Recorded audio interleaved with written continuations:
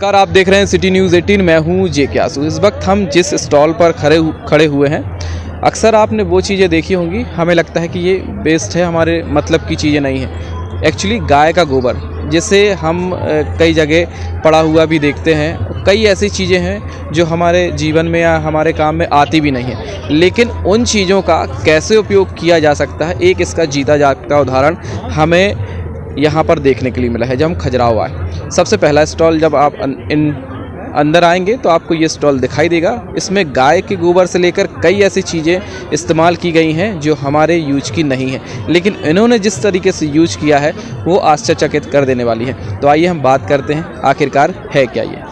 नमस्कार, मेरा नाम नीतादीप वाजपेयी है। मैं भोपाल से हूँ। पेशे से मैं क्रिमिनल लॉयर हूँ, लेकिन ये एक शौक़ था कि गांव की महिलाओं को रोज़गार से कैसे जोड़ा जाए। तो जो गोबर, जैसे कि आप जानते हैं, गोबर को खाली कंडा और लीपने के लिए इस्तेमाल किया जाता था। उसका कोई और उपयोग भी है, कभी हमने शायद सोचा नहीं। लेकिन गोबर के बहुत सारे फ़ायदे होते हैं। जैसे गोबर से हमें रेडिएशन कंट्रोल होता है, पॉजिटिविटी आती है, लक्ष्मी माता का वास होता है, और सबसे ज़्यादा होता है शुद्ध और सात्विक होता है। साइंटिफिकली भी प्रूवन है कि बायोगैस और जो इलेक्ट्रिसिटी जनरेट हो रही है वो भी आजकल गोबर से हो रही है। तो यहाँ पे जो आप प्रोडक्ट देख रहे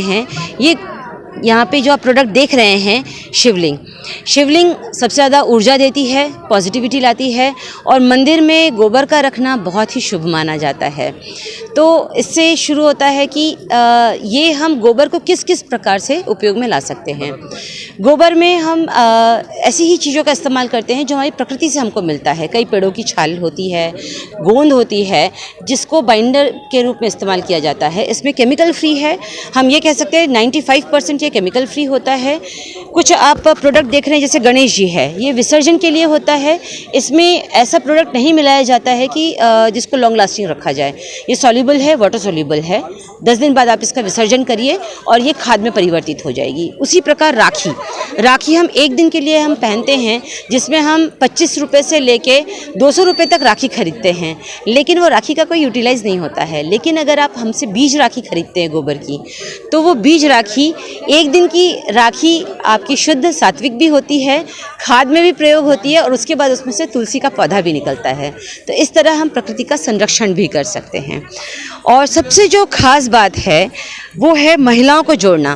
देश भर में लगभग 370 से अभी 400 प्लस महिलाएं हो चुकी हैं जिनको मैं ट्रेनिंग दे चुकी हूं, और जो मेरे साथ काम कर रही हैं, और जिन्हें घर बैठ के रोज़गार मिल रहा है। और ऐसे दूर दराज गांव से वो संबंधित हैं जहां पर रोज़गार के कोई भी साधन उपलब्ध नहीं हैं।